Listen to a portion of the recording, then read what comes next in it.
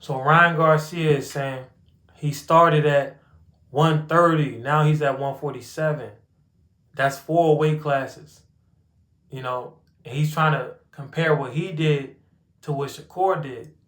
And I believe Shakur already responded, and he responded in the same way that my brain responded. Like, dog, you're going up in weight, but it's not like you were fighting for belts, and it's not like you were fighting top competition.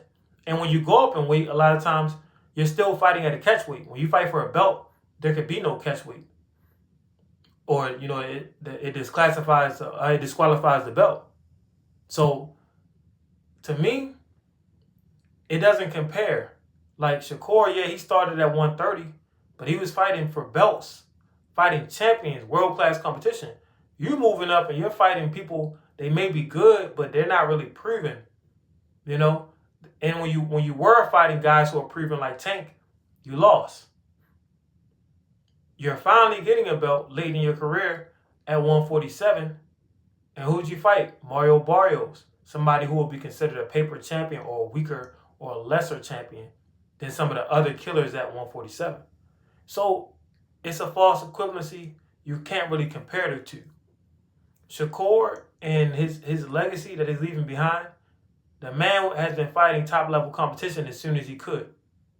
As he said out of his own mouth, they didn't put any training wheels on him. Pretty much, he's been fighting top-level dudes since he came on the scene and just going up and up and up. And he's been ducked by top-level dudes. Ryan is the opposite. Ryan has been handled with kid gloves because his handlers know his limitations.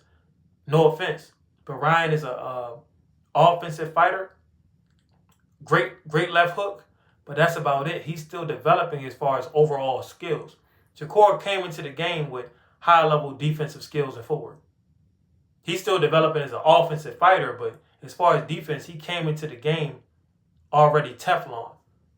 Like, he could beat world-class champions as soon as he turned pro. Only thing he needed was the rounds and the conditioning because his understanding of time and distance and defense. That's why he was able to go up in weight and fight for belts. Ryan was going up in weight and he couldn't fight for belts. And when he did, he lost because he wasn't ready. And the first belt that he won against Mario Barrios, somebody who's war-torn, somebody that got a lot of mileage and tread on his tires, somebody that's fought everybody, win, lose, or draw. Barrios has fought a bunch of people and has been beat up plenty of times. When I say beat up, I don't mean him getting beat up like beaten by opponents. I mean just engaging in those wars, he's been beating up his own body, engaging in all those training camps. So you can't compare Ryan moving up in weight with Shakur moving up in weight. But I will say this. If Shakur is going to talk that big talk, he has to prepare his body to move up in weight because that's what all the greats have done. If not, don't talk crazy to Conor Ben and Ryan Garcia or anybody at that weight if you have no intention of going up there. Or even if you're going to try to stipulate a rehydration clause. The reason why the rehydration clause will never work in favor of Shakur is because he doesn't have a big enough name. If he had a big name, then he could pay these guys to get that ass whooping. That's what Tank was doing. Tank had you drain your entire body, but you're about to make M's, so you don't care. Ryan didn't care about being drained. Rolly didn't care about being drained. They didn't care about getting stopped and or knocked out. Frank Martin didn't care about being drained. 3 guys that were drained.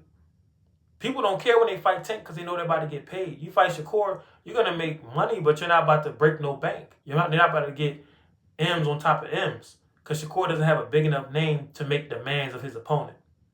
So if you're not going to go up in weight and not demand a rehydration clause, you're going to sound crazy every time you try to trash talk guys who are bigger than you, knowing that you're not really willing to go up there and take those risks. But if Shakur get on that strength training program, if he get that deadlift up like Bud, he can go up. He has the talent. He has the understanding of boxing. It's just that it's going to be some ugly fights. He said he looked up to Andre Ward. When Andre Ward went up to light heavyweight, that was an ugly fight. He arguably lost the first fight against Kovalev. But that's what happens when you're not a supreme athlete and you just keep going up in weight. Things get ugly, but you can pull it through. You know, you can still win. I think Shakur is talented enough to go up to 147. I think he's talented enough to go up to 154 one day at the end of his career. But that's just me. Y'all let me know what y'all think.